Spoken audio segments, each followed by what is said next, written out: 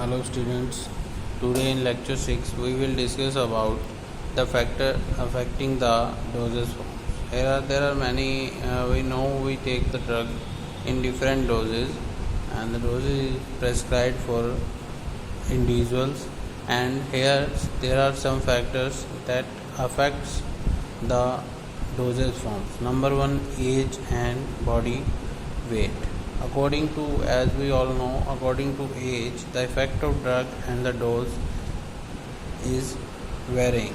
If we give a medicine to the children, then the dose is little bit slow, or we can say that we give according to the weight of a children. But in case of adults, the dose is fixed, like paracetamol dose is 500 mg and many more other doses are given according to their age and the body weight. The formula for determining the dose is age in months divided by 150 into adult dose. If we determine the dose for a children, then here this formula is followed: age of the children in month and divided by 150 into the dose that is given to the adult. Then there are some other formulas that determine the dose, what dose to be given to a person, individual or a children. Number one is Dilling formula.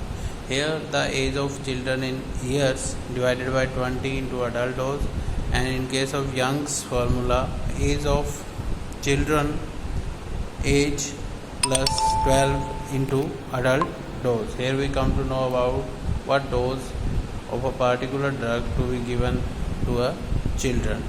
Then last one is Clark formula. In Clark formula we determine the dose according to the weight of children. Here the weight in kg upon 70 into the dose given to the adult. These are the formulas that determine the what dose to be given to the children according to their height, according to their weight and according to their age. And the second factor that affects the dosage form is sex of an individual, like male or female.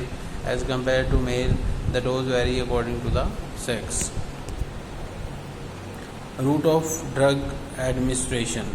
If we follow different, as we discussed in the last chapter, there are many routes of the drug administration, that intramuscular, intrathecal, subcutaneous, intradermal, and according to the route of administration of drug, the dose vary.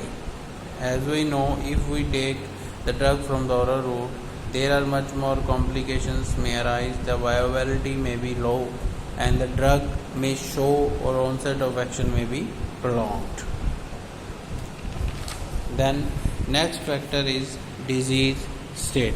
If the person is already suffering from a disease, then the effect of medicine is somewhat reduced.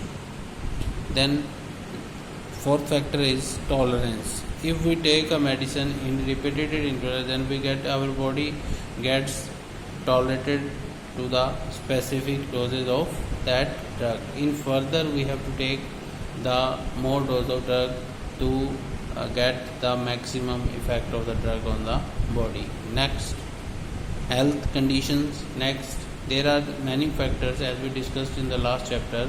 There are two, number one synergism, number two antagonism. Synergism means add-on effect.